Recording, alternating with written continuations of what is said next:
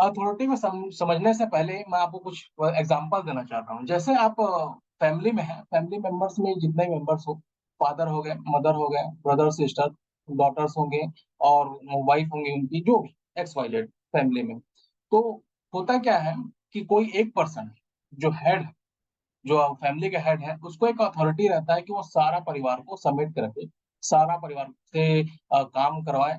और उसके जैसे जो हेड है, अगर वो बोलता है जो काम करने के लिए, तो जो के बच्चे भी हैं और उनके वाइफ है, जो भी है, वो उनके अकॉर्डिंगली ही काम करते हैं, ठीक, वो अपने मर्जी से नहीं करते। तो एक अथॉरिटी है किसको, फादर, ठीक है। अथॉरिटी मीन्स होता क्या है, अथॉरिटी मीन्स होता है एक पावर और राइट्स। किसी भी पर्सन का एक पावर दिया जाता है, एक राइट्स होता है, ताकि वो काम को निष्पादित करे। क्या काम है? ठीक, एक फैमिली के अंदर तो एग्जांपल है, छोटी एग्जांपल, फादर क्या है, उसको हर प्रकार का पावर है, उसको राइट है कि वो अपने बच्चे को किस तरह से रखेंगे, क्या काम करवाएंगे, कैसे उसे बिहेव करेंगे, ऑल ऑल द थिंग्स, ठीक। हम एग्जांपल लेते हैं, एक इंडस्ट्री के लेते हैं, एक ऑर्गेनाइजेशन के लेते हैं, जिसमें ऑर्गेनाइजेशन में एक छोटा सा एग्जांपल लेते हैं, एचआर मैनेजर है, ठीक। वैसे बहुत सारे मैनेजर्स हैं, आपको पहले चैप्टर्स में बताया हूँ, हर डिपार्टमेंट का अलग अलग मैनेजर्स है। तो हम एचआर मैनेजर्स की बात कर लेते हैं, उसके अंडर काम करने वाले सबऑर्डिनेट्स जो एचआर एग्जीक्यूटिव कहलाते हैं, जो कि इसके अंडर काम करेंगे एचआर मैनेजर्स के अंदर में। तो इस एचआर मैनेजर को कुछ रिस्पॉन्सिबिलिटी और मतलब कुछ पावर्स और राइट्स दिया जाएगा, किससे, हायर अथॉरिटी। और इनके जो एचआर मैनेजर के जो हायर अथॉरिटी होंगे, ठीक है, जो पॉलिसी मेकिंग करते हैं, वो इनको एक पावर दे देंगे, एचआर मैनेजर को पावर दे देंगे, कुछ राइट्स दे देंगे, जिससे ये क्या काम, एचआर मैनेजर क्या होगा, नीचे के सबऑर्डिनेट्स को, जो एचआर एग्जीक्यूटिव्स होंगे, वो सबको काम करवाएंगे, ठीक है। अगर उसको पावर ना दिया जाए, इस एचआर मैनेजर को कोई पावर नहीं, तो वो अपने जो नीचे सबऑर्डिनेट को उस तरीके से काम नहीं कर पाए, उसके पास पावर ही नहीं है, इसके पास राइट्स नहीं है, तो किस तरीके से वो आदेश देगा अपने सबऑर्डिनेट्स को, किस बिना पे वो काम करवाएगा। तो कुछ ऐसे पॉइंट्स हैं जो अथॉरिटी दिया जाता है किसी हेड को, जैसे एचआर मैनेजर के यहाँ पावर पावर दे दिया जाता है। फॉर एग्जाम्पल, इस मैनेजर को ऐसा पावर दे दिया गया है कि आपके जितने भी एग्जीक्यूटिव्स हैं, उसको आप हैंड टेकल करेंगे, अपने हिसाब से टेकल करेंगे, आपको जैसे एग्जीक्यूटिव चाहिए, जिस नॉलेज के, जिस एक्सपर्टीज के, जिस क्वालिफिकेशन के आपको चाहिए, उसको आप हायर कर सको, जैसे पावर राइट्स देने का। और जो पॉइंट्स है, 3 पॉइंट जो नीचे लिखा होगा, देखिएगा, material purchase, hiring and firing and amount of money, ठीक। अभी हम लोग पढ़ रहे हैं सेंट्रलाइजेशन डिसेंट्रलाइजेशन, उसमें पहला पॉइंट है अथॉरिटी। अथॉरिटी क्या होता है वो आपको समझा रहा हूँ। तो जो एचआर मैनेजर है, इसको ऐसा पावर और राइट्स दिया जाएगा कि ये ऑर्गेनाइजेशंस के अंदर में अपने सबऑर्डिनेट को रखने, हायरिंग हायरिंग करने का, या फिर उसको बाहर निकालने का। अगर काम नहीं करता है, जाहिर सी बात है, उसको बाहर निकाल दिया जाएगा। और ऐसे बंदे को हायर किया करेगा वो एचआर मैनेजर है, जो कंपनी के लिए ट्रूथफुल हो, काम करे। तो ये एचआर मैनेजर्स को पावर दिया जाएगा, राइट्स दिया जाएगा कि आप हायरिंग और फायरिंग कर सकते हैं। आप ऐसे एग्जीक्यूटिव को अंदर में लाएंगे जो कि उस क्वालिफाइड हो, और उसी बंदे की आवश्यकता, जिस बंदे की आवश्यकता है हमारे ऑर्गेनाइजेशन में, उसी बंदे को आप लाएंगे। तो ये पावर दिया जाएगा एचआर मैनेजर को, ताकि वो रख सके। दूसरा है अमाउंट ऑफ मनी, मतलब मनी इन्वेस्टमेंट करने का। मान लीजिए वो हायरिंग करेगा और बंदे को लाएगा, अपने ऑर्गेनाइजेशन के अंदर में लाएगा, तो क्या पैसा तो इन्वेस्टमेंट होगा, वो एडवर्टाइजमेंट करेगा, वो निकालेगा कि हमारे यहाँ इस क्वालिफिकेशन के लोग चाहिए, ठीक है। तो वो पैसा इन्वेस्ट कर सकता है। एक छोटा सा एग्जांपल दे रहा हूँ, और भी अथॉरिटी, एक एचआर मैनेजर के उसमें आपको एग्जांपल दे रहा हूँ। हालांकि बहुत सारे इसमें पार्ट्स है, जैसे प्रोडक्शन मैनेजर का अलग होगा, उसका अलग अथॉरिटी होगा, उसका अलग पावर दिया जाएगा, ठीक है। मार्केटिंग मैनेजर, उसको अलग पावर राइट्स दिया जाएगा। तो ऐसा छोटा एग्जांपल दिया हूँ एचआर मैनेजर के रिगार्डिंग। इसको ऐसा पावर और राइट्स दिया गया है इस एचआर मैनेजर को कि वो हायरिंग और फायरिंग कर सकता है। दूसरा दूसरा वो अमाउंट ऑफ मनी, मतलब मनी इन्वेस्ट कर सकता है उसको लाने के लिए, उस सब ऑर्डिनेट्स को अंदर में अपने ऑर्गेनाइजेशन में लाने के लिए, हायरिंग करने के लिए, उसको लाने के लिए जो एडवर्टाइजमेंट निकाल करेगा, या फिर और कुछ इन्वेस्टमेंट करता है, जैसे इंटरव्यू कराएगा, तो उसके लिए भी मनी की आवश्यकता होगी, जो भी एक्सवाइजेड करता है। तो जो अमाउंट ऑफ मनी इसमें लगाएंगे, तो ये एचआर मैनेजर्स को पावर है कि वो मनी को यूज कर सकता है। पहला तो हायरिंग एंड फायरिंग हो गया, दूसरा अमाउंट ऑफ मनी यूज कर सकता है, तीसरा उसको ये भी पावर राइट्स दिया जाता है कि वो मटेरियल परचेस कर सकता है। जैसे मान लीजिए एचआर डिपार्टमेंट, एचआर मैनेजर है, तो उसको और टेबल कुर्सी लेना है, कुछ एसेट्स परचेस करना है, या फिर कुछ मशीन्स परचेस करना है, या फिर और एक्स वाई जेड जो सामान है, जो प्रिंटर्स वगैरह हो गए, इसको परचेज़ करना, तो उसको अथॉरिटी रहेगा, उसका मतलब पावर और राइट्स है कि वो मटेरियल परचेज़ कर सकता है। ये सारा चीज़ें अगर उस एचआर मैनेजर को दिया जाए, मटेरियल परचेज़ करने का पावर, हायरिंग एंड फायरिंग करने का पावर, मनी इन्वेस्टमेंट करने का पावर, तो ये मतलब क्या हुआ, उस एचआर मैनेजर का क्या अथॉरिटी हो गया। वो एक ऑथराइज्ड पर्सन है कि वो ये काम कर सकता है। अगर इस टाइप के अथॉरिटीज़ को ना दिया जाए उस मैनेजर को, तो वो क्या मटेरियल परचेज़ कर पाएगा? हायरिंग फायरिंग कर पाएगा क्या? अमाउंट ऑफ मनी यूज़ कर पाएगा क्या अपने ऑर्गनाइज़ेशंस के अंदर में एचआर को रिक्रूट करने के लिए, एग्जीक्यूटिव रिक्रूट करने के लिए? नहीं कर पाएगा। तो इस एचआर मैनेजर के पास एक टॉप अथॉरिटी की, टॉप मैनेजमेंट से उसको एक अथॉरिटी मिल गया है कि वो उसको भैया उसके अंदर पावर है, राइट्स है, ये काम कर सकता है। मटेरियल परचेज़ कर सकता है, हायरिंग कर सकता है और मनी यूज़ कर सकता है। ठीक? अथॉरिटी समझ में आया आप लोगों को कि अथॉरिटी क्या चीज़? अगर समझ में आया हो, तो से यस।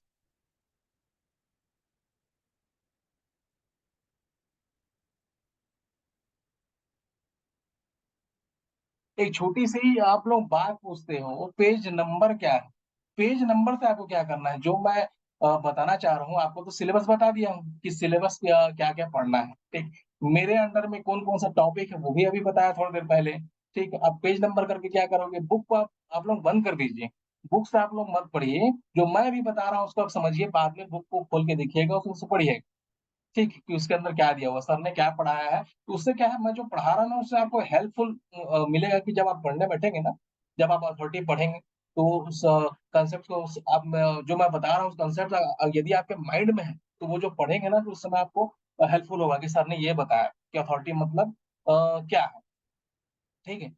तो आप लोग उस चीज़ को समझिए, पेज नंबर वगैरह मत पूछिए, ठीक है? अथॉरिटी क्या है, ये अभी बताया, ठीक? नेक्स्ट आते हैं, आप लोगों को समझ में आया, यस लिखे हैं, आगे बढ़ता हूँ। आगे है रिस्पॉन्सिबिलिटी। रिस्पॉन्सिबिलिटी अगर हिंदी में इसको कहा जाए तो एक दायित्व, ठीक है? अगर मान लीजिए मैं आपको कुछ काम देता हूँ कि आपको असाइनमेंट 15 तारीख से 30 तारीख के बीच में जमा करना है। शुरुआत जो तारीख है वो 15 तारीख है, लास्ट जो तारीख है वो 30 तारीख है। अगर आप रिस्पॉन्सिबल एमबीए एस्पिरेंट है, तो क्या करेंगे? समय पे जमा कर देंगे। फिर वो 30 तारीख आएगा, फिर आप बोलेंगे कि सर इसमें डेट बढ़ा देते, मैंने कर कंप्लीट नहीं कर पाया, तो वो रिस्पॉन्सिबल पर्सन नहीं है। क्योंकि दिए हुए कार्य को समय पे निष्पादित नहीं कर पाए, तो इर्रेस्पॉन्सिबल पड़ता। रिस्पॉन्सिबिलिटी मतलब ये होता है, जो आपको काम दे दिया गया है, ड्यूटी असाइन कर दिया है, आपको एक जॉब दे दिया गया है कि असाइनमेंट आपको कंप्लीट करना है और 15 से 30 के बीच में जमा कर, अगर इस बीच में आप लोग जमा कर दिए उस असाइनमेंट को, मतलब you are a responsible person, अभी आप लोग ये है। अगर मान लीजिए आप लोग 30 तारीख के बाद भी बोलते हैं कि सर थोड़ा डेट को बढ़ा देते हैं, हम लोग कर नहीं पाए, तो वो दिक्कत की बात है, मतलब यू आर इर्रिस्पांसिबल पर्सन, ठीक? तो देखिए एमबीए जो है, जो सब्जेक्ट है ना, वो दूसरे सब्जेक्ट से डिफर करता है। क्यों डिफर करता है मालूम है? क्योंकि ये प्रोफेशनल कोर्स जैसे बी हो गया, इंजीनियरिंग हो गया, एमबीए हो गया, सीए हो गया, एमबीबीएस जो करते हैं, ये दूसरे सब्जेक्ट से ना डिफर है। एक प्रोफेशनल कोर्सेस है जिसमें आपको पढ़ाई तो करना है, जो बुक में लिखा हुआ है, जो कंसेप्चुअल स्टडी करना है वो तो करना ही, पर एक चीज है, इसमें डिसिप्लिन मेंटेन हो, एक डिसिप्लिन मैनर भी सीखना, ठीक? एक प्रोफेशनल कोर्सेस, तो आप एमबीए स्टूडेंट है, आप असाइंड हुए हो अभी, भले ही आप जॉब कर रहे हो, आप ऑनलाइन स्टडी कर रहे हो, आप रेगुलर स्टूडेंट नहीं है, फिर भी आप ऐसा ट्रीट कीजिए, आप रेगुलर स्टूडेंट। रेगुलर स्टूडेंट होने, आप ये जो आप लोगों को प्रोवाइड फैसिलिटीज प्रोवाइड कर रहे हैं ना, वो एक रेगुलर कॉलेजेस है, रेगुलर यूनिवर्सिटीज में आप जाते हैं ना, तो यही सब आपको प्रोवाइड किया जाता है, ठीक? फैसिलिटीज तो आप लोग को ऑनलाइन ही सब कुछ फैसिलिटीज प्रोवाइड हो रहा है, तो आप रिस्पॉन्सिबल बने। ये जो अभी सेकंड स्लाइड खोला हो, रिस्पॉन्सिबिलिटी, यही है रिस्पॉन्सिबिलिटी है कि आपको ड्यूटी असाइन, एक मैनेजर को अगर ड्यूटी असाइन कर दिया है, तो वो उस काम को निष्पादित करेगा। मान लीजिए 10 दिन का समय दिया है, 10 दिन में आपको ये जॉब उसको असाइन कर दिया गया है उस मैनेजर को, तो उस 10 दिन में उसको काम को कंप्लीट करना है। फिर बाद में ये ना बोले कि सर ये हुआ नहीं, जो हायर अथॉरिटी है उसको ये ना बोले कि सर ये हुआ नहीं, आपको 10 दिन साइन टाइम दिए थे, लेकिन उस दिन तक पूरा नहीं हो पाई, अपना कुछ-कुछ प्रॉब्लम बता दे, तो वो इर्रेस्पॉन्सिबल मैनेजर है।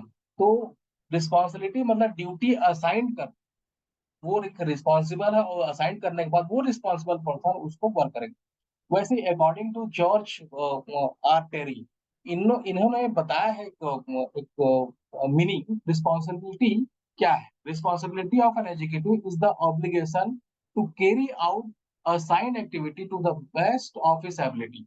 मतलब एक ऐसा ड्यूटी को असाइन करता है जिससे अपने एबिलिटी के हिसाब से उसको एग्जीक्यूट करता है।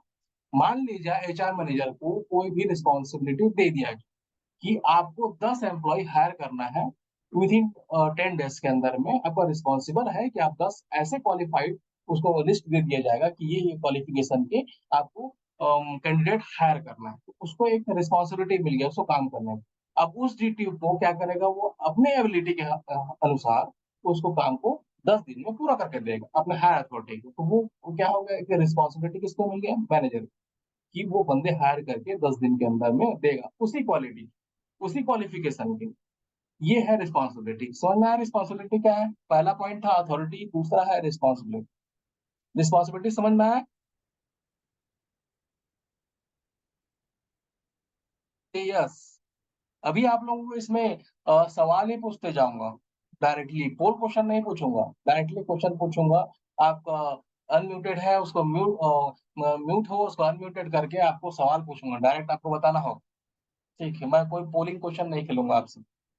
ठीक। तो ये दूसरा स्लाइड है। यस तो कह रहे हैं, ठीक। ओके। तीसरा पॉइंट, तीसरा स्लाइड है हमारा, डेलीगेशन ऑफ अथॉरिटी। अथॉरिटी या रिस्पॉन्सिबिलिटी तो आप पढ़ ली। अब डेलीगेशन ऑफ अथॉरिटी क्या होता है। डेलीगेशन आप हिंदी में अगर इसको पढ़ेंगे तो प्रतिनिधि या फिर मंडल ऐसे कुछ है ये हिंदी में। डेलीगेशन मीन्स, तो डेलीगेशन ऑफ अथॉरिटी मतलब कि एक असाइनमेंट ऑफ वर्क है जो कि दोनों से कंसिडर होता है, रिस्पॉन्सिबिलिटी एंड अथॉरिटी। मतलब एक मैनेजर को अगर कोई वर्क दे दिया, ठीक, तो उसको दो चीजें, दो बातें इसमें इन्वॉल्व हो रही है जो कि पहले पढ़े हम, रिस्पॉन्सिबिलिटी एंड अथॉरिटी। उस मैनेजर को अगर यदि कोई काम दे दिया गया, असाइनमेंट ऑफ वर्क कर दिया गया, मतलब हायर अथॉरिटी के से उस मैनेजर को यदि काम मिल गया है, कोई भी काम, 10 बंदे का रिक्रूटमेंट का काम मिल गया है, मतलब एक काम, एक तो पहले चीज उसको असाइन हो गया रिस्पॉन्सिबिलिटी कि 10 बंदे को हायर करना है। अब उसको दूसरा चीज अथॉरिटी भी दे दिया कि आपको ये क्वालिफिकेशन को, वो फुल पावर है, आपको फुल अथॉरिटी है कि ये बंदे को आप हायर करना आपके माइंड के अनुसार, आप देख लीजिए। ऐसा बोल दिया जाएगा उस मैनेजर को। मतलब कि उस मैनेजर को वर्क को असाइन कर दिया गया है जिसमें रिस्पॉन्सिबिलिटी अथॉरिटी खुद उसके पास है, मैनेजर के पास। उस मैनेजर खुद रिस्पॉन्सिबल है और खुद के पास अथॉरिटी है कि वो बंदे को 10 बंदे को हायर कर दे। तो ये डेलीगेशन ऑफ अथॉरिटी मतलब होता है असाइनमेंट ऑफ वर्क। उस मैनेजर को क्या हुआ, वर्क एक असाइनमेंट हो गया कि 10 बंदे को हायर करना है। तो उसको दो बातें दोनों हो गई, रिस्पॉन्सिबिलिटी और अथॉरिटी, दोनों उसको इन्वॉल्व हो गया। ठीक। ये समझ में आया। डेलीगेशन मतलब क्या होता है, डेलीगेशन ऑफ अथॉरिटी मतलब उसको असाइनमेंट ऑफ वर्क करना, इसको किसी भी अपने सबऑर्डिनेट्स को या फिर मैनेजर्स को या फिर और भी जो हरेसी जो पढ़ाया हुआ हूँ आपको, ये तो एक छोटा सा एग्जांपल ही है मैनेजर सबऑर्डिनेट का या मैनेजर एग्जीक्यूटिव का। जो भी टॉप अथॉरिटी होगा जो अपने सबऑर्डिनेट को असाइन करता है काम, तो उसमें दो बातें हो जाती हैं, रिस्पॉन्सिबिलिटी और अथॉरिटी, दोनों थिंग्स क्या है, इन्वॉल्व है। ठीक है, मतलब उसको वर्क दिया गया है, उस मैनेजर को अगर काम दिया है तो मतलब उसको रिस्पॉन्सिबिलिटी भी दिया गया है और अथॉरिटी भी दिया है, उसको राइट्स एंड पावर भी दिया गया है कि वो अपने सबऑर्डिनेट को किस तरह का सबऑर्डिनेट को लेके आएगा, हायर करेगा। मतलब उसको दोनों बातें दे दिया गया। ये समझा है डेलीगेशन ऑफ अथॉरिटी क्या है।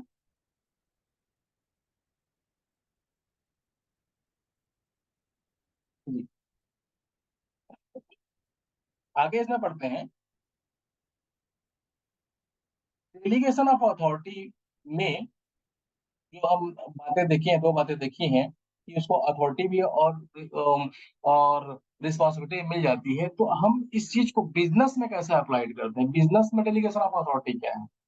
तो दो पार्ट में बटा हुआ है ये, सेंट्रलाइजेशन और डिसेंट्रलाइजेशन। आपको स्क्रीन दिख रहा है ना, तो इसमें देखिएगा ये दो फोटो, दो पिक्चर दिख रही होंगी। सेंट्रलाइजेशन में एक बीच में एक पर्सन है, बाकी इससे कनेक्टेड है, बाकी पर्सन कनेक्टेड, ये सेंट्रलाइजेशन में। और डिसेंट्रलाइजेशन में कोई भी कहीं से भी कनेक्टेड है, देखिएगा पिक्चर में दिख रहा है। तो सेंट्रलाइजेशन मतलब क्या होता है, एक पर्सन से सारा चीज़ कनेक्टेड है। देखिए, इसमें बताते हैं नेक्स्ट स्लाइड में आपको इसमें बता रहा हूँ कि सेंट्रलाइज़ है, ये पिक्चर दिख रहा है ना आपको क्लियर है ना?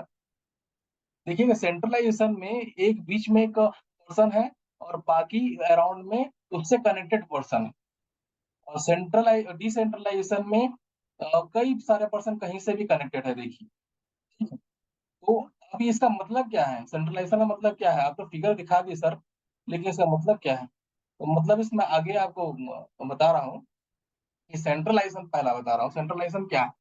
Centralization is the systematic and consistent reservation of authority at a central point in an organization. मतलब कोई भी ऑर्गेनाइजेशन में जैसे हम एग्जांपल लिए थे मैनेजर्स का लिए थे मैनेजर को यदि मैनेजर उसके अंदर सबऑर्डिनेट उसके अंदर भी टीम लीडर उसके अंदर भी और कोई होंगे ठीक है एक्स वाई जेड यहाँ पर जो कमांड है अथॉरिटी कमांड जो लाइन ऑफ कमांड दिया जाएगा अथॉरिटी और रिस्पॉन्सिबिलिटी इस जो हेड है, जो टॉप मैनेजर रहेगा, जिसको अथॉरिटी दिया गया है, रिस्पॉन्सिबिलिटी दिया हुआ है, इस मैनेजर को बस पावर रहेगा, अथॉरिटी रहेगा, रिस्पॉन्सिबिलिटी कि ये बाकी लोगों बाकी इसके जो सबऑर्डिनेट हैं, उसको लाइन अप करे, लाइन ऑफ कमांड करे। ठीक, लाइन ऑफ कमांड जो 14 प्रिंसिपल्स ऑफ मैनेजमेंट है, उसमें आपको बताऊँगा कि यूनिटी स्केलर चेन क्या होता है, लाइन ऑफ कमांड क्या है, ठीक, ये सब मैं बताऊँगा। अभी सेंट्रलाइज़ेशन को ही कवर करते हैं। तो सेंट्रलाइज़ेशन मतलब एक जो मैनेजर है, वो अथॉरिटी भी उसके पास में है, रिस्पॉन्सिबिलिटी भी उसके पास में है और वो लाइन अप करेगा अपने पूरे नीचे। जितने भी सबऑर्डिनेट्स हैं, जैसे मान लीजिए यहाँ दिख रहा है एक पर्सन, उसके नीचे ये पर्सन रहेगा, ये उसके नीचे राइट साइड में देखिए ये दिख रहा हो, उसके नीचे एक पर्सन हो। मतलब मान लीजिए मैनेजर के अंदर अगर 10 सबऑर्डिनेट्स हैं, 10 रिक्रूट करके वो लेके आया, 10 बंदों को काम करा रहा है। तो केवल जो मैनेजर है, उसके पास राइट्स रहेगा, उसके पास पावर है, उसके पास अथॉरिटी रहेगा कि वो अपने नीचे सबऑर्डिनेट को गाइड कर सके, कमांड दे सके और काम करा सके। बाकी और लोगों को नहीं रहेगा, जो और नीचे में जो सबऑर्डिनेट रहेंगे, वो उसको कोई कमांड नहीं रहेगा। केवल वो उसको रिस्पॉन्सिबिलिटी रहेगा कि वो जो सर ने दिया हुआ, जो मैनेजर्स ने दिया हुआ काम को निष्पादित करना है, कंप्लीट करना है। जितना टाइम ड्यूरेशन दिया जाएगा उसके हिसाब से। ठीक, तो यहाँ पर लाइन ऑफ कमांड क्या रहेगा, जो टॉप से लेकर बॉटम सेंट्रल में रहेगा, मतलब कि जो हेड रहेगा वो उसी के पास कमांड रहेगा। तो ये सेंट्रलाइजेशन मतलब होता है एक सिस्टमेटिक पैटर्न है, एक रिजर्वेशन ऑफ अथॉरिटी है, जो कि एक central point of organization in an organization मतलब एक टॉप लेवल जो मैनेजर्स रहेंगे, उसको एक पावर है और अथॉरिटी है कि वो बाकी लोगों को लाइन अप करे, ठीक, बाकी अपने सबऑर्डिनेट को लाइन करेगी, इसके बाद पूरी तरह से पावर है। इन लोगों के पास में नहीं रहेगा क्योंकि ये सेंट्रलाइज्ड पावर है, ये सेंट्रलाइजेशन हो गया। ठीक, डिसेंट्रलाइजेशन में आगे स्लाइड हम आते हैं। डिसेंट्रलाइजेशन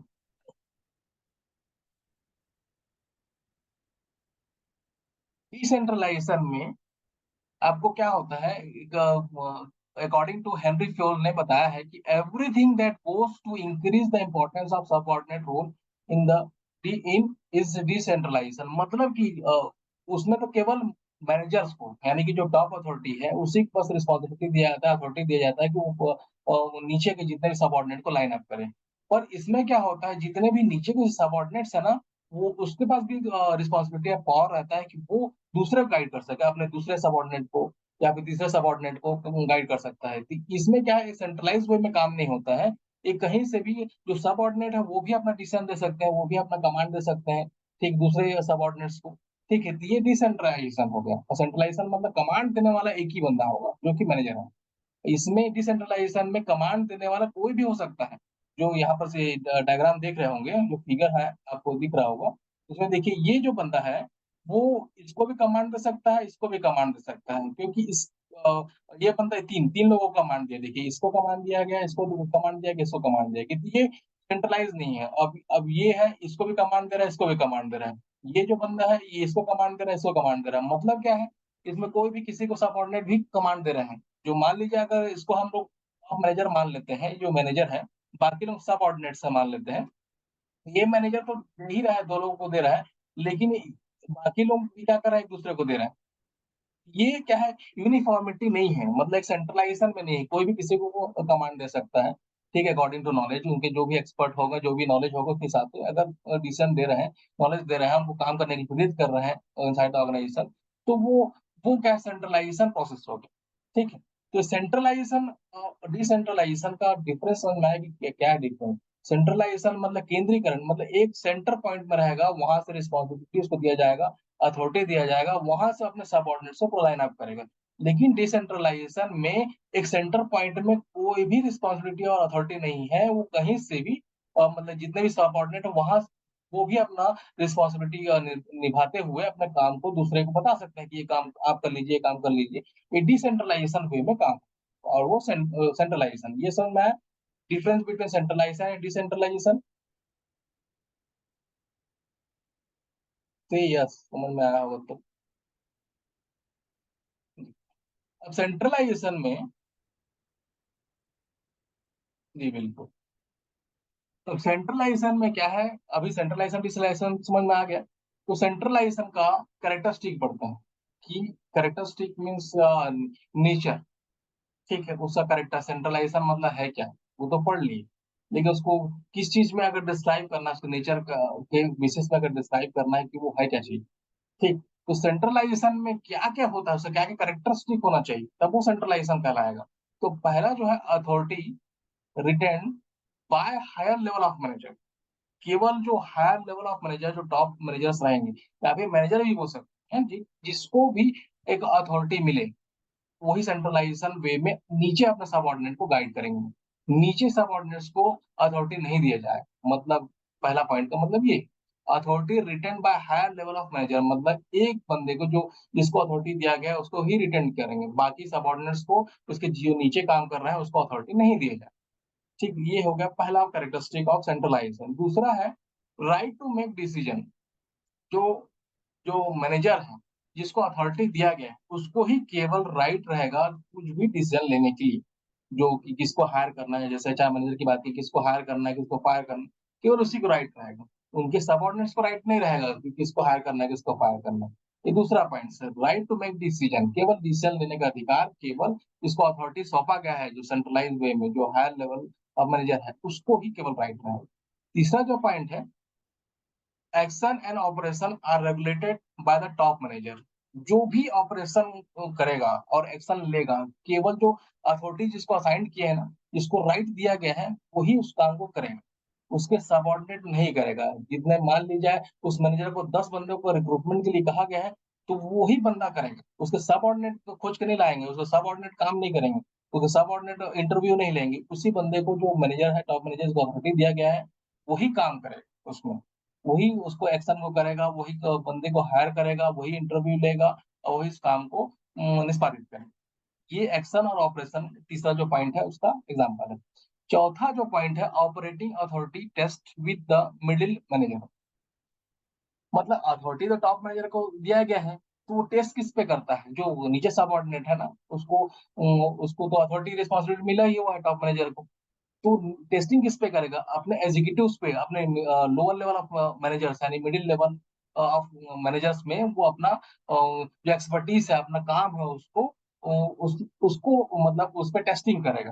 कहने का मतलब ऑपरेटिंग, मतलब अब 10 बंदे को हायर कर रहा है वो, तो जो 10 बंदे को हायर करेगा तो काम किससे करवाएगा, ऑपरेशन किससे करवाएगा, सबऑर्डिनेट से करवाएगा ना। अब नीचे से काम करवाएगा तो उसको अथॉरिटी है, में डिसीजन लेने का एबिलिटी है, डिसीजन लेने का उसको क्राइटेरिया दिया गया है, एक्शन ऑपरेशन कर सकता है, और वो अपने मिडिल सबऑर्डिनेट से अपना काम कराने के लिए उस पर अथॉरिटी।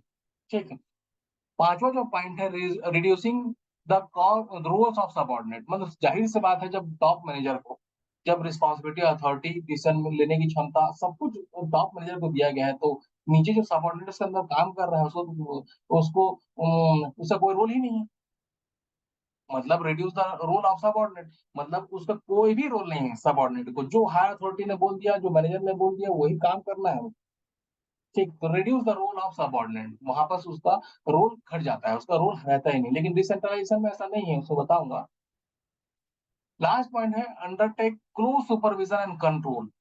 अब ये जो मैनेजर है, वो हायर किया था उस बंदे को, तो उसको क्लोज सुपरविजन मतलब उसको ध्यान देगा अपने सबऑर्डिनेट को, जब काम को दे दिया अपने सबऑर्डिनेट्स को, तो उसको काम देने के बाद उसको किस तरह से वो काम कर रहे हैं उसको सुपरवाइज करेगा। ठीक, और उसको कंट्रोल भी करेगा। मान लीजिए उस काम को सही नहीं कर रहे हैं सबऑर्डिनेट, जो दिया गया काम है मैनेजर के द्वारा, तो वो क्या सुपरवाइज तो करेगा ही, प्लस कंट्रोल भी करेगा उनको कि आप इस तरीके से काम कीजिए और इस तरह से काम को मत कीजिए। ठीक है, तो ये कंट्रोलिंग भी पावर किसको है, मैनेजर को। तो वो जो मैनेजर रहेगा इसको डेलीगेशन ऑफ अथॉरिटी, मतलब अथॉरिटी एंड रिस्पॉन्सिबिलिटी जिस मैनेजर को मिला हुआ है सेंट्रलाइजेशन वे में, मतलब एक केवल सिंगल पर्सन हेड को, तो उसके ये कैरेक्टरिस्टिक है जो कि उसके पास रहेगा। क्या क्या रहेगा, अथॉरिटी है कि वो केवल हाई लेवल को ही मैनेजर्स को मिलेगा, राइट है उसके पास में, डिसीजन ले सकता है, एक्शन कर सकता है।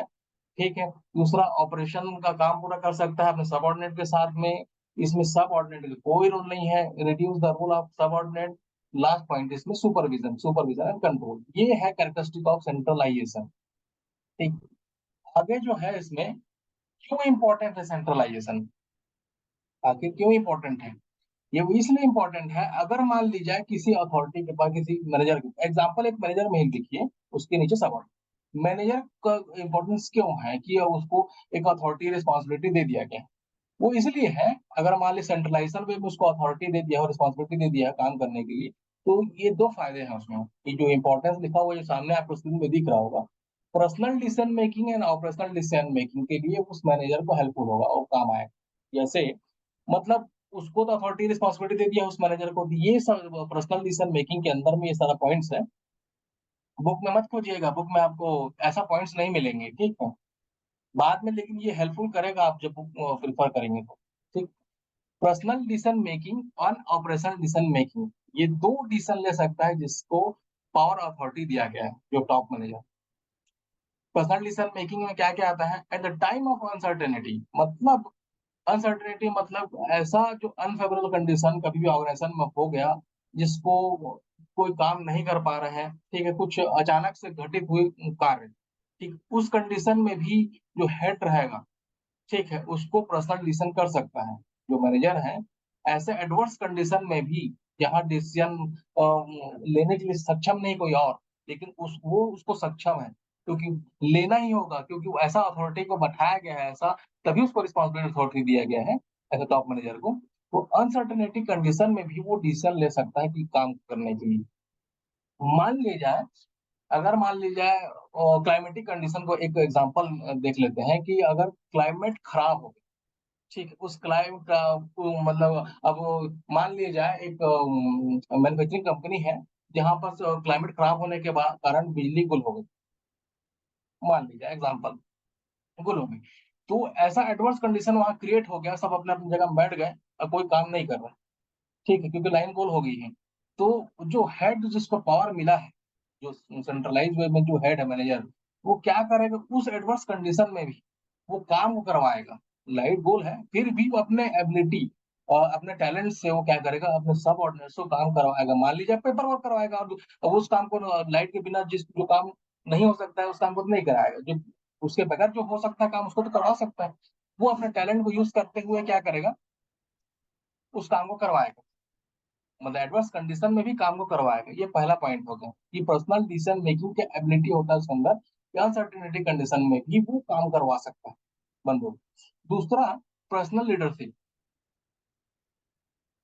वो लीड करता है टीम को। मान लीजिए उसके अंदर 10 सब ऑर्डिनेट है मैनेजर के अंदर में, तो वो उसको गाइड करता है ना, उसके पास एबिलिटी है लीड करने का, तभी टॉप अथॉरिटी को असाइन हुआ है। ठीक है, तो वो अपने जितने सब ऑर्डिनेट का लीडर है उनको काम दे रहा है और काम करवा रहा है। तो ये दूसरा है पर्सनल लीडरशिप का एक डिसीजन मेकिंग। ठीक, तीसरा जो है controlling power in one hand. ठीक, एक ही हैंड में पावर है, उनके सबऑर्डिनेट को तो पावर नहीं, मैनेजर को ही बस पावर है कुछ भी काम करवाने का, काम देने का, ठीक है, उसको कंट्रोल करने का, सभी पावर किसके पास में है, केवल मैनेजर के पास में, सबऑर्डिनेट के पास पावर नहीं है। तो controlling power in one hand में दिया गया। चौथा जो पॉइंट है, better utilization of personal according to their capacity. अब जो टॉप मैनेजर बैठा हुआ है अपने सबऑर्डिनेट को काम करवा रहा है, तो एबिलिटी के हिसाब से उसको जॉब असाइन किया होगा। ठीक, जो काम जिसको आता है उसको वो काम दिया हो, जिसको नहीं आता है उसको नहीं दिया हो, और वैसे वो बंदे को हायर किया होगा तो अकॉर्डिंग टू क्वालिफिकेशन जो उसको रिक्वायरमेंट है, ठीक, और उसको असाइन किया होगा।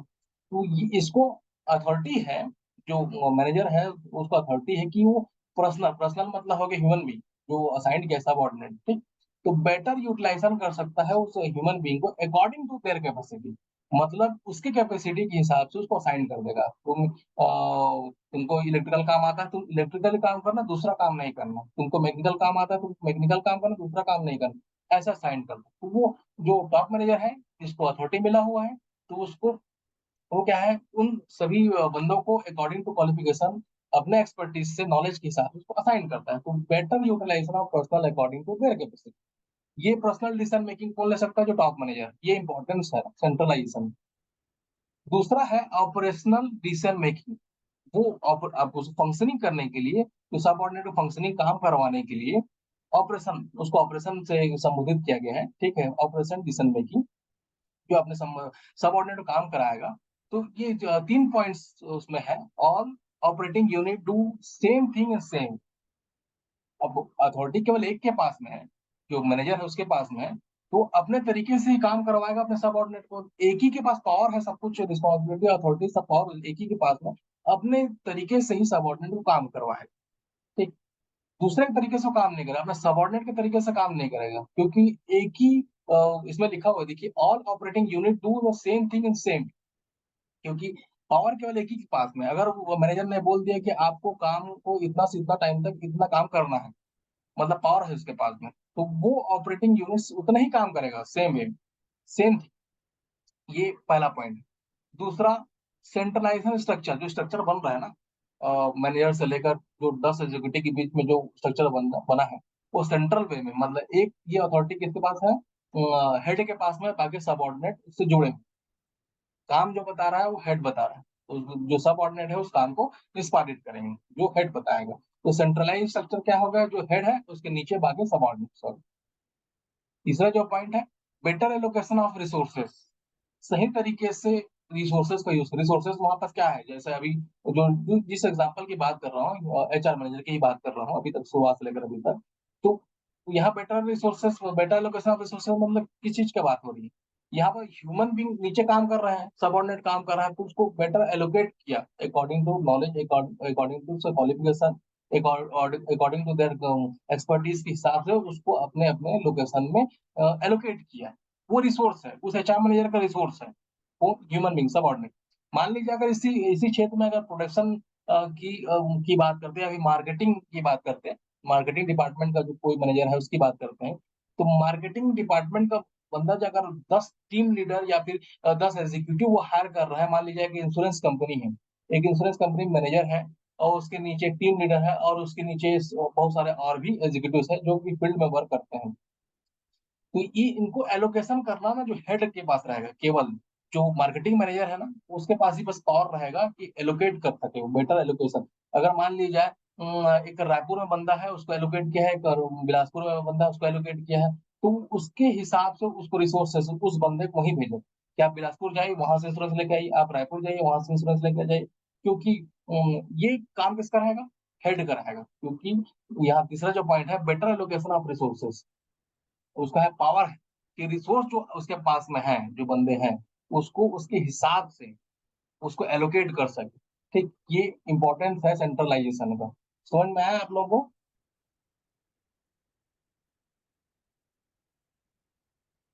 यस या नो?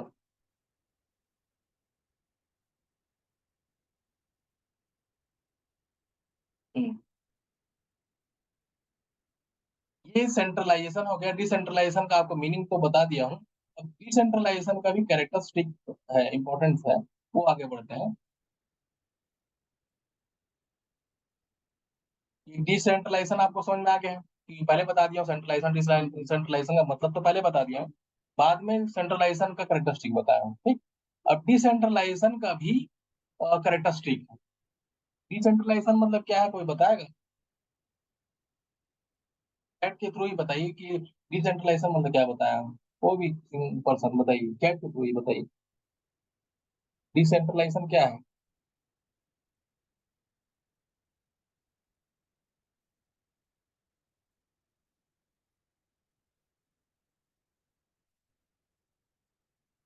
हम्म। बढ़िया।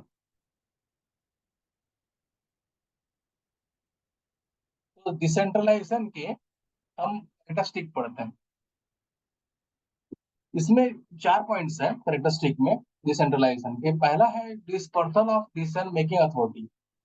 Dispersal of decision making authority मतलब किसी एक के पास में नहीं है। वो मान लीजिए मैनेजर है, उसके नीचे 10 सबॉर्डिनेट काम कर रहे हैं, तो उस 10 सबॉर्डिनेट के पास भी अकॉर्डिंग टू उसके नॉलेज, उस सबॉर्डिनेट के नॉलेज एक्सपर्टीज के हिसाब से भी वो भी अपना गाइडलाइन दे सकता है, अपना नॉलेज शेयर कर सकता है और वो काम कर सकता है। तो ये अथॉरिटी जो मिला हुआ है डिस्पर्सल, विभाजित है सब में। तो डिस्पर्सल ऑफ पहला जो कैरेक्टरिस्टिक है, dispersal of decision making authority. ये लाइन सिंगल लाइन में नहीं चलता है कोई भी कहीं भी।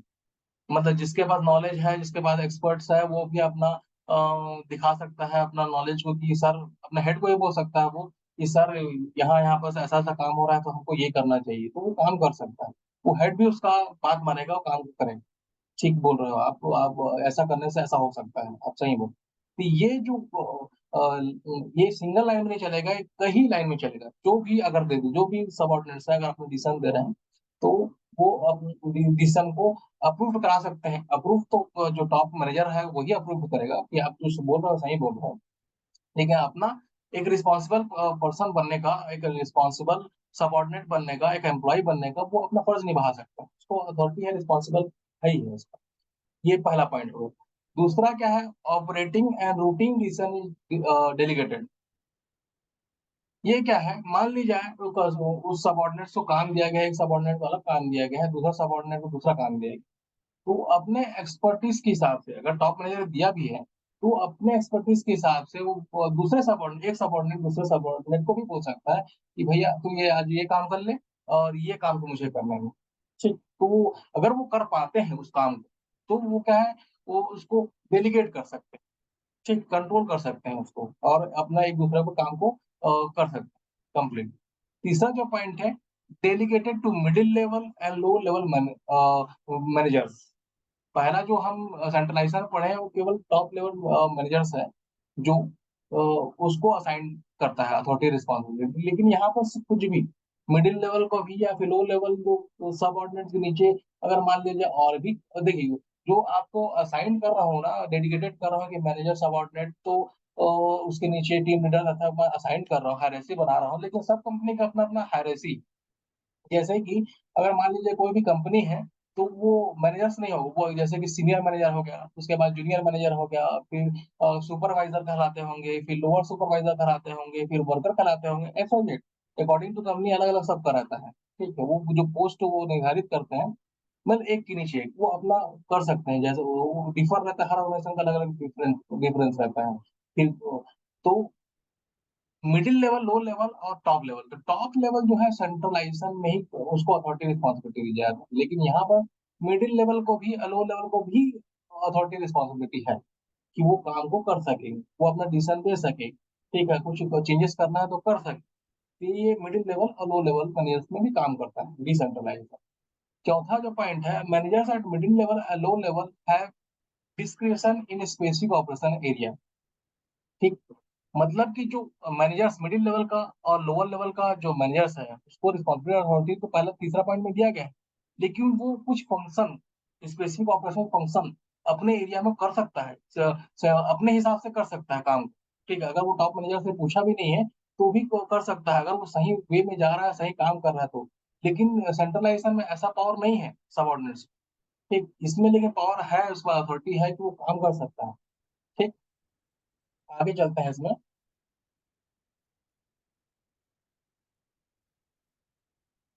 कौन आ रहा है?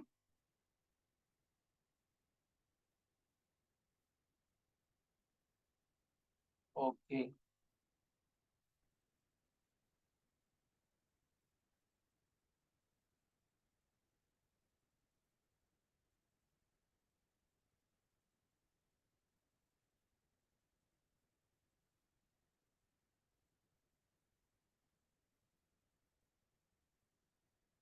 देखिए आगे इसमें पढ़ते हैं, डिसेंट्रलाइजेशन का एडवांटेजेस।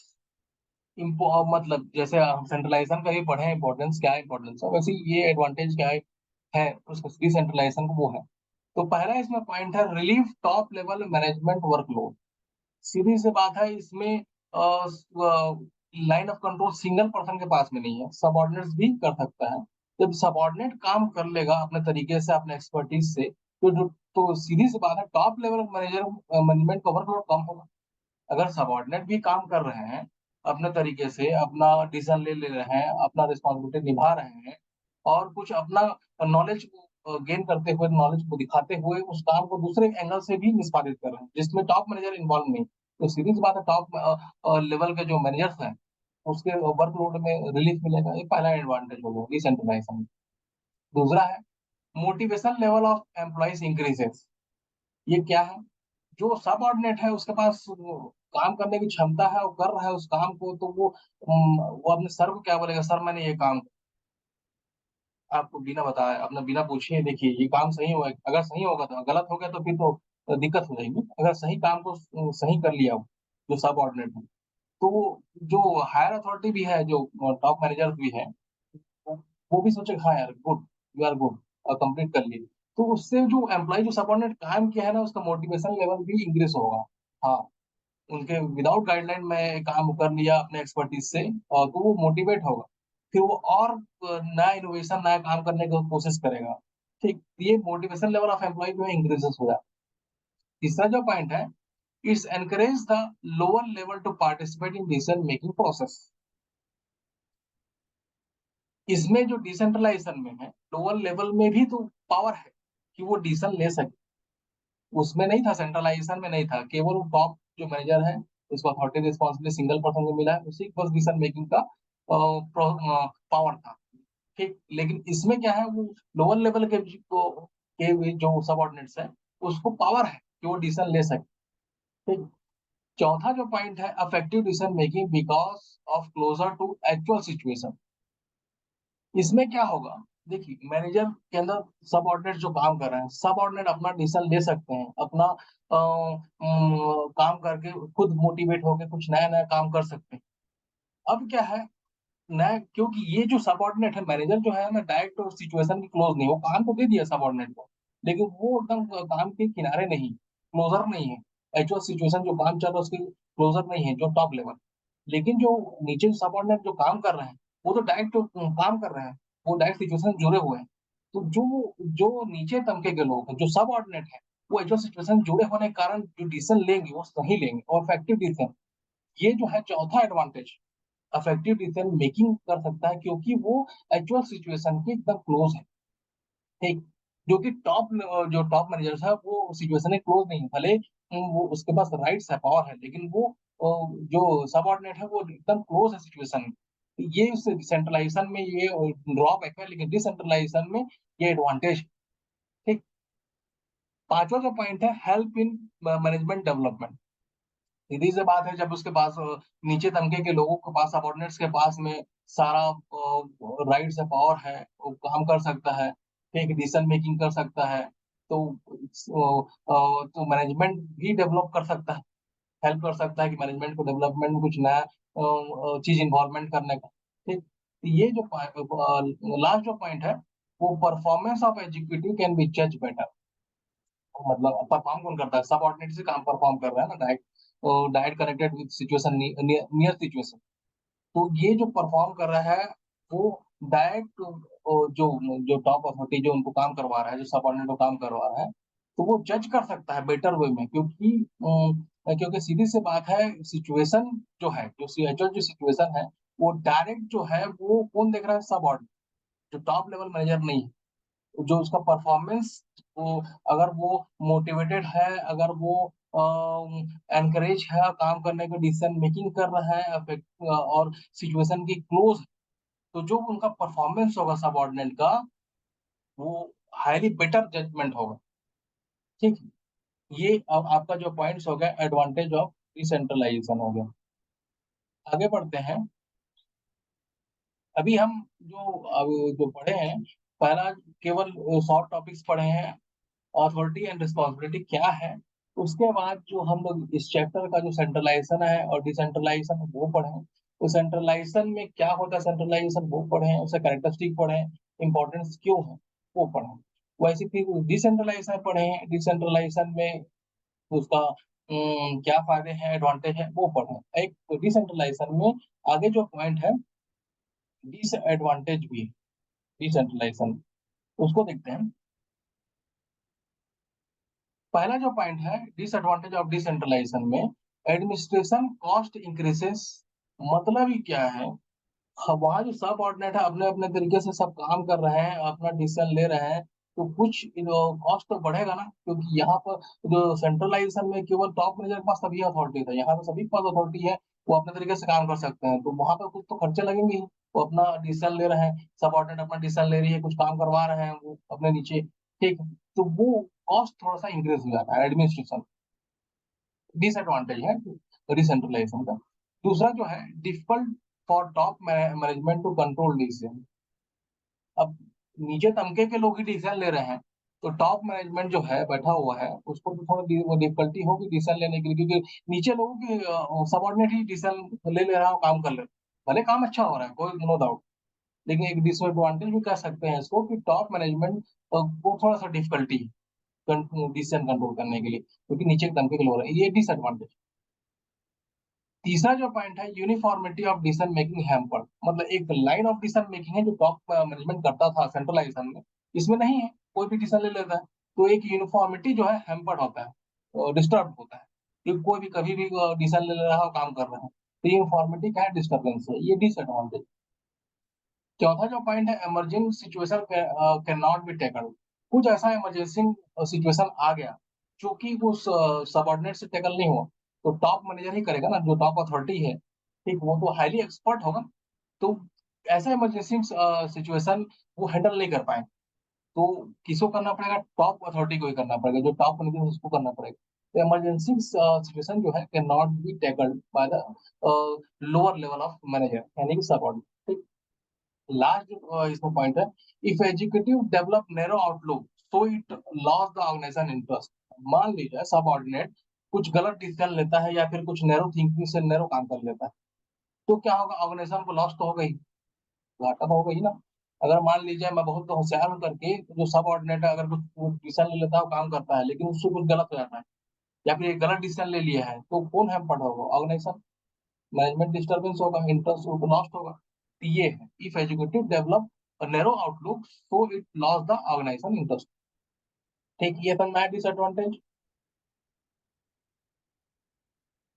तो हम लोग जो पढ़े हैं, क्या क्या पढ़े हैं, अथॉरिटी, दूसरा रिस्पॉन्सिबिलिटी, नॉर्मल टॉपिक, इसके बेस में डेलीगेशन ऑफ अथॉरिटी पढ़े, जो कि पावर असाइनमेंट ऑफ वर्क।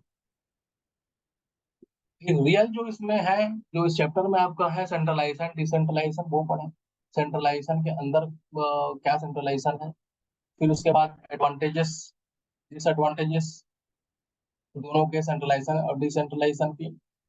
फिर आगे इसमें और भी एक टॉपिक है आपके जो बुक के अकॉर्डिंगली, एक और टॉपिक है जो चेंज ऑफ मैनेजमेंट है।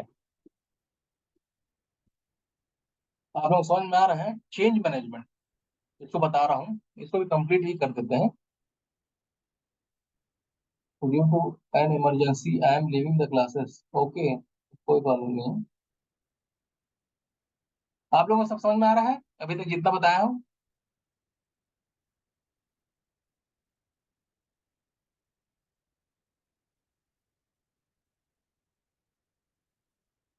जी जी, ओके ओके। मैं एक चीज आप लोग को ये बताना चाह रहा हूँ कि देखिए, आप लोग सब एमबीए स्टूडेंट हैं, तो आप पढ़ेंगे और पास हो जाएंगे, बुक प्रिफर किए करेंगे और पास हो जाएंगे, एग्जाम लिख लेंगे, नो डाउट, ठीक। और जो जो जैसा पढ़ेगा, जितना अच्छे से घुस के पढ़ेगा, उतना नंबर मिलेगा और पास हो जाएगा। लेकिन उसका एमबीए से मतलब ये नहीं कि आप पढ़ लिए, बुक को पढ़ लिए और पास हो। इसमें क्या है, मैं बता रहा हूँ आपको, ये एक प्रोफेशनल कोर्स है, तो आपको ना इसके साथ साथ अपने खुद के मैनर्स, डिसिप्लिन, एटीट्यूड, सबको चेंज करना है। आप यही सब तो पढ़ेंगे इसमें, आपके पर्सनालिटी, वैल्यूज, एटीट्यूड, परसेप्शन, ये सारी चीजों को पढ़ेंगे इसके अंदर में।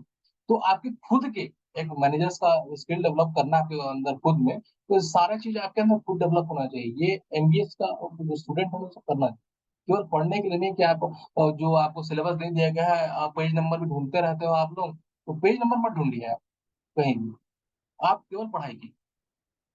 जो आपको सिलेबस में सो पढ़िए, लेकिन आप केवल एग्जाम के लिए आप उसको पढ़ेंगे, लेकिन आप इसमें कुछ 7 तत्व ग्रहण कीजिए कि एक डिसिप्लिन मेंटेन कीजिए, क्योंकि मैं डिसिप्लिन वर्ड क्यों यूज कर रहा हूँ, क्योंकि कोई एक स्टूडेंट है जो कि रफ लैंग्वेज यूज करते हुए, रफ लैंग्वेज नहीं कर सकते, अगर वो उनका वो नेचर होगा, तो ऐसा मैसेज मेरे को या सर को किसी को भी किए होंगे, ठीक है, तो वो जो सेंटेंस है वो अच्छा नहीं है।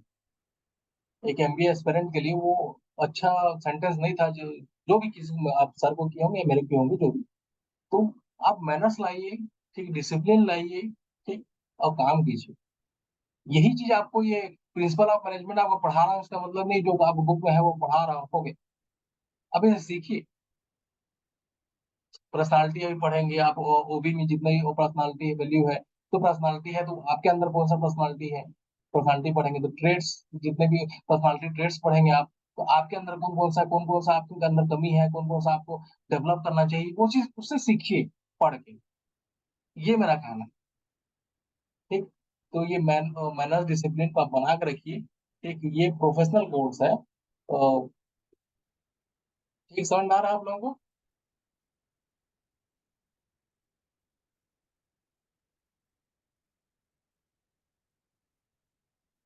बिल्कुल।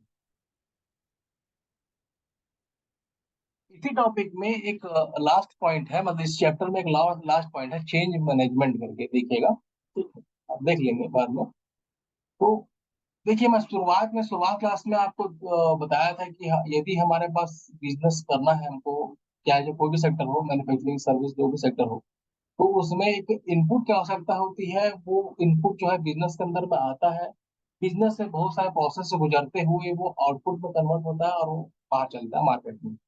तो ये इनपुट से लेकर जो आउटपुट तक है, इसमें चेंज कर सकते हैं। जो जो फैक्टर जो बिजनेस को अफेक्ट करता है इंटरनली, बिजनेस के अंदर में, या फिर इनपुट जब बाहर से कुछ लेके आ रहा है, तो उसमें कुछ फैक्टर्स है जो अफेक्ट करते हैं बिजनेस को, बिजनेस के अंदर कुछ फैक्टर अफेक्ट करते हैं बिजनेस को, और बाहर के जो फैक्टर्स है, आउटपुट बाहर के जो मार्केट है, वो भी कुछ बिजनेस को अफेक्ट करते हैं। ये सारे फैक्टर्स यदि हमको पता है कि बाहर की चीजें, अंदर की चीजें, और इंटरनल बिजनेस के अंदर में क्या क्या ऐसा फैक्टर्स है जो कि अफेक्ट करता है, जिसको हम चेंज करने से मैनेजमेंट को स्ट्रांग कर सकते हैं, वो जो फैक्टर है, वो ये फैक्टर्स है। क्या क्या है? दो फैक्टर्स है, एक्सटर्नल और इंटरनल फैक्टर्स, ठीक। यानी इंटरनल फैक्टर यानी कि बिजनेस के अंदर के फैक्टर, और एक्सटर्नल फैक्टर जो बिजनेस के आउटर, यानी इनपुट्स एंड आउटपुट्स जो दिखाया अभी आपको शो किया, वो एक्सटर्नल फैक्टर्स में आ जाएंगे। और इंटरनल फैक्टर जो बिजनेस के अंदर around with in the business वो चलता है, वो इंटरनल फैक्टर्स में आ गए। तो इंटरनल फैक्टर्स में बहुत सारे हैं, जैसे कि जो टॉप लेवल है वो मिशन बनाता है, ऑब्जेक्टिव्स है, विजन्स है, ठीक है, जो बिजनेस के अंदर की बात कर रहा हूँ, इंटरनल फैक्टर मतलब बिजनेस के अंदर। तो जो वहाँ के जो डायरेक्टर्स हैं, मैनेजर्स हैं, जो हायर अथॉरिटीज है, वो मिशन बनाते हैं, ऑब्जेक्टिव्स बनाते हैं, विजन बनाते हैं, ठीक है। तो वो उसके अकॉर्डिंगली चेंज कर सकते हैं। चेंज मैनेजमेंट क्या है बता रहा हूँ, ये सारा फैक्टर जो है ना, इंटरनल एक्सटर्नल फैक्टर, वो मैनेजमेंट को एक दिशा में करने के लिए चेंज कर सकता है वो कोई भी चीजों को, अगर ये चीज इन्वॉल्वमेंट है, एक्सटर्नली और इंटरनली, ये चीज को आप समझ जाएंगे, ठीक है, यही फैक्टर चेंज होता है। इसी को चेंज करेंगे तो management good and not good बनेगा। अगर मान ली जाए, अगर अगर पहले ही पॉइंट इंटरनल फैक्टर में पहला पॉइंट बता रहा है मिशन एंड ऑब्जेक्टिव, अगर किसी कंपनी का ऑब्जेक्टिव सही नहीं है तो उसको फुलफिलमेंट कैसे करेगा, उद्देश्य तो सही नहीं है, ठीक है, वो केवल मान लीजिए प्रॉफिट मेकिंग ही बनना चाहता है, वो ऑर्गेनाइजेशन केवल प्रॉफिट कमाना चाहता है और कुछ नहीं, वो एम्प्लॉयज को वेलफेयर के लिए कुछ काम नहीं करे, केवल उसको प्रॉफिट चाहिए, तो ऐसा भी कुछ ऑब्जेक्टिव होता है जो फेल हो सकता है। तो जो मैनेजर है, जो हायर अथॉरिटी है, वो उस ऑब्जेक्टिव चेंज कर सकता है। ये चेंज मैनेजमेंट का पहला पॉइंट है, चेंज इंटरनल फैक्टर। तो वो जो हायर अथॉरिटी बैठा हुआ है ना, वो ह्यूमन वेलफेयर के लिए काम करेगा, जो एम्प्लॉइज के लिए उसको बेनिफिट्स के लिए, उसके लिए मेडिकल फैसिलिटी देगा, एजुकेशन फैसिलिटी देगा, सो ऑन अपने पॉलिसी बनाए, अपना profit, not only profit making, वो अदर सोशल सर्विस के लिए भी कुछ अपने अपने जो एम्प्लॉइज रहेंगे उसके लिए भी काम करेगा। तो ये चेंजेस कर सकता है, ये पॉइंट में अगर चेंज करता है एक मैनेजमेंट, पहले तो आपको पॉइंट समझना है, ये पॉइंट इन्वॉल्व करता है, जिससे क्या होगा, ऑर्गेनाइजेशन पूरा चेंज होता है, मैनेजमेंट पूरा डिसीजन चेंज होगा, ये फैक्टर अफेक्ट करता है सब चीजों को। तो पहला तो ये हो गया internal factor, mission and objective. दूसरा हो गया उसी को जो प्लान्स एंड पॉलिसीज बनाता हो। तीसरा जो है ऑर्गेनाइजेशन स्ट्रक्चर।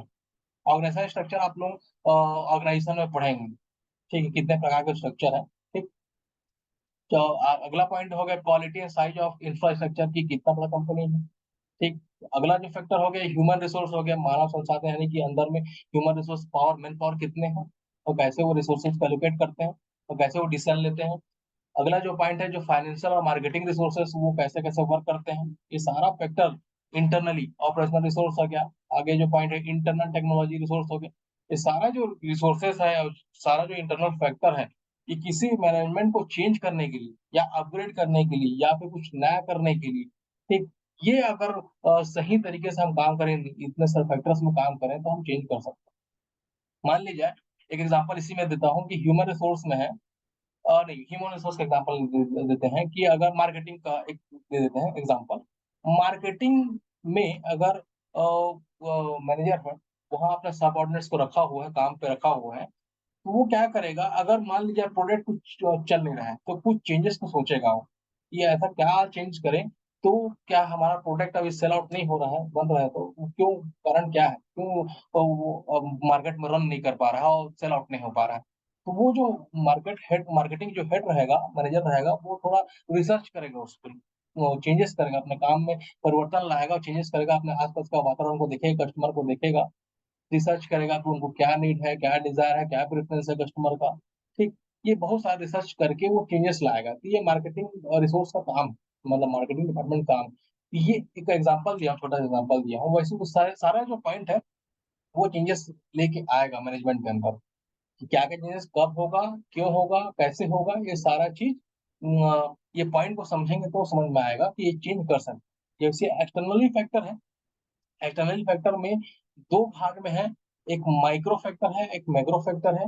माइक्रो फैक्टर्स में जो है वो प आते हैं, कस्टमर्स हो गए, कॉम्पिटिटर्स हो गए, सप्लायर हो गए, एम्प्लॉइज़ हो गए और स्टेक होल्डर हो गया। मतलब कस्टमर जो मार्केट में है, ठीक? जिसको हम प्रोडक्ट सेल आउट करेंगे। कॉम्पिटिटर्स मतलब हमारा कंपनी छोड़ के दूसरा कॉम्पिटिटर्स हो गया, ठीक है? वो भी फैक्टर अफेक्ट करता है कि हम मैनेजमेंट के अंदर क्या चेंजेस लाएँगे। सप्लायर हो गए जो रॉ मटेरियल सप्लाई करते हैं अपने ऑर्गेनाइजेशंस के अंदर, वो सप्लायर भी अफेक्ट करते हैं कि हम मैनेजमेंट में क्या चेंज करें, वो सप्लायर सही है कि नहीं है, ठीक है? उसको कितने नंबर ऑफ सप्लायर रखें, सारा जो डिसीज़न लेंगे उसमें, तो उसके अकॉर्डिंगली चेंज कर सकते हैं, मैनेजमेंट डिसीज़न लेगी। तो ये सारा फैक्टर अफेक्ट करता है। एम्प्लॉइज़ हैं, एम्प्लॉयी अंदर काम कर रहे हैं, तो काम को कोई एम्प्लॉयी सही कर रहा है, कोई नहीं कर रहा है, तो उसके बेनिफिट्स में यदि काम नहीं होगा, वैसा वर्क एनवायरनमेंट नहीं होगा, ऐसा कल्चर नहीं होगा, तो उसको डेवलप करना, उसमें कुछ चेंजेस करना, एम्प्लॉयी को मोटिवेट करना, रेमुनेट करना और उसको काम करवा के उसका अच्छा अच्छा वेजेस देके उसको इंक्रीज़ करना, ये सारा जो फैक्टर्स है, वो अफेक्ट करता है चेंजेस मैनेजमेंट को, मैनेजमेंट का ये सब ये पॉइंट्स बता रहा हूँ केवल मैं, इसके अंदर के चेंजेस को मैनेजमेंट डिसाइड करती है कि आगे चेंजेस होगा, तो फैक्टर्स हैं, वैसे स्टेक होल्डर है।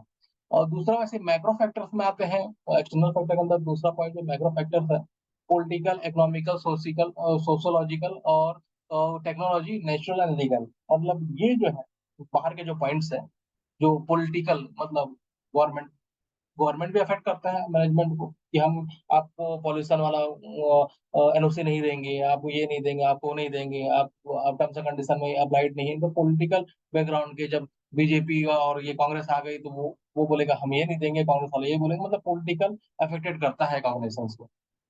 ये पॉइंट्स हो गए। वैसे इकोनॉमिकल है, इकोनॉमिकल मतलब पहले बताया इकोनॉमिक डेवलपमेंट ऑफ इंडिया, अब तो उसको पहले बताया हूँ, तो वो भी ये सारा फैक्टर्स है, सोशियोलॉजी, टेक्नोलॉजी टेक्नोलॉजी जो आ रही है अपने अभी नया-नया टेक्नोलॉजी आएगा तो उसमें चेंज कर दिए मैनेजमेंट में इनसाइड द ऑर्गेनाइजेशन जो भी नया टेक्नोलॉजी आ रहा है, बाहर मतलब अमेरिका में कुछ और टेक्नोलॉजी यूज़ कर रहे हैं, हम उसी टेक्नोलॉजी को यूज़ करते रह रहे हैं, तो अगर तो किसी को मैनेजर्स को पता चला कि हाँ, कि वो टेक्नोलॉजी यूज़ करेंगे हमारे ऑर्गेनाइजेशंस के अंदर तो प्रोडक्टिविटी बढ़ेगी, तो क्या करते हैं, चेंजेस कर देते हैं, टेक्नोलॉजी चेंज करते हैं। तो ये सारा चीज़ फैक्टर्स है, जिसको एक टॉप मैनेजर हो गया, जो मैनेजमेंट हो गया, अपना डिसीजन ले सकता है, चेंजेस कर सकता है। ये फैक्टर जो अफेक्ट करता है ऑर्गेनाइजेशन को, मैनेजमेंट को डिसीजन लेने के लिए। ठीक है, समझ में आया आपको?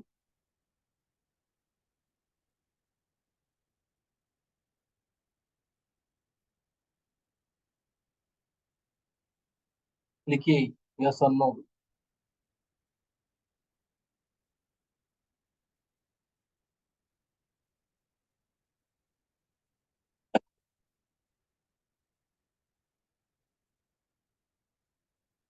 तो आज ये चैप्टर्स तो कंप्लीट हो गया आपका।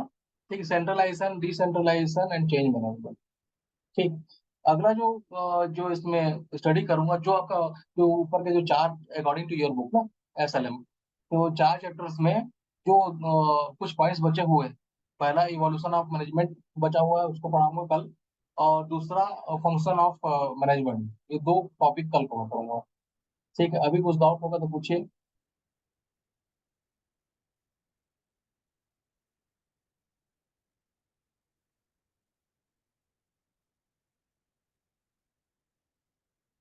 आज जो मैं बताया हूँ ना, आप वो उसको बुक खोल के देखिएगा तो जो कंसेप्चुअल है, क्लियर है।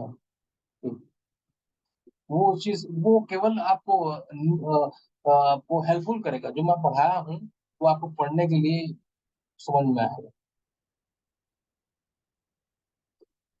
इंटरनल फैक्टर मतलब क्या होता है, बिजनेस के अंदर के फैक्टर, जो डिपार्टमेंट्स आपको बताया हूँ शुरुआत में, अब याद होगा कि ये एचआर डिपार्टमेंट, मार्केटिंग डिपार्टमेंट और फाइनेंस डिपार्टमेंट, वो सारे जो डिपार्टमेंट्स हैं वो इंटरनल फैक्टर को इन्वॉल्व करते हैं बिजनेस का, कि वहाँ के जो डिपार्टमेंट से काम कैसे करते हैं। ठीक है, जैसे मार्केटिंग डिपार्टमेंट किस तरह से काम करता है, क्या क्या चेंजेस करता है। ठीक है, कौन कौन सा पॉलिसीज को अडॉप्ट किया है, ये सारा डिपार्टमेंट का अलग अलग, चाहे वो एचआर हो, चाहे वो मार्केटिंग हो, चाहे प्रोडक्शन डिपार्टमेंट हो, ये सब इंटरनल फैक्टर। जो इंटरनल फैक्टर की बात आप पूछ रहे हो, ये जो आपको सामने स्लाइड में आपको दिख रहा है, तो वो ह्यूमन डिपार्टमेंट्स हो गया, फाइनेंस डिपार्टमेंट है, ऑपरेशन डिपार्टमेंट है, ठीक है, आईटी डिपार्टमेंट्स हो गए, तो ये सब। तो वहाँ के जो सिस्टम है, जैसे एचआर डिपार्टमेंट की बात, शुरू से आपको एग्जांपल एचआर डिपार्टमेंट दे दिया, एचआर का ही दिया हूँ, दूसरा मार्केटिंग का दिया हूँ, तो वहाँ मार्केटिंग वाले अभी एग्जांपल दिया आपको कि कैसे वो चेंजेस कर सकता है सिस्टम को, क्या क्या चेंजेस कर सकता है अपने सिस्टम को अच्छा बनाने के लिए। मान लीजिए प्रोडक्ट सेल आउट नहीं हो रहा है, तो सेल और प्रोडक्ट को सेल आउट करना है, इंक्रीज करना है, तो मार्केट की स्टडी करेगा जो मैनेजर है, तो मार्केट की स्टडी में क्या क्या स्टडी करेगा, वो कस्टमर को जानने की कोशिश करेगा कि कस्टमर उसको क्या जरूरत है, उनका डिजायर क्या है, नीड क्या है, उनका प्रेफरेंसेस क्या है, वो क्या जरूरत, वो सारा चीज को स्टडी करके फिर वो अपने मैनेजमेंट में आगे, अपने डिपार्टमेंट में आगे क्या करेगा, उसको डिसीजन लेगा कि हमको ये काम करना चाहिए, ताकि वो कस्टमर को, नीड को, डिजायर को फुलफिल करे। तो डिसीजन कौन लेगा, पहले मार्केट को स्टडी कर रहा है, तभी तो मैनेजर डिसाइड कर रहा है, अपना चेंजेस करेगा। तो यही फैक्टर है जो चेंज कर सकता है मैनेजमेंट, ये चेंज इन मैनेजमेंट। उसमें एक सिंपल फैक्टर बताया मार्केटिंग, वैसे सारे फैक्टर जो है इंटरनली एक्सटर्नली ये अफेक्टेड करता है। समझ में आया?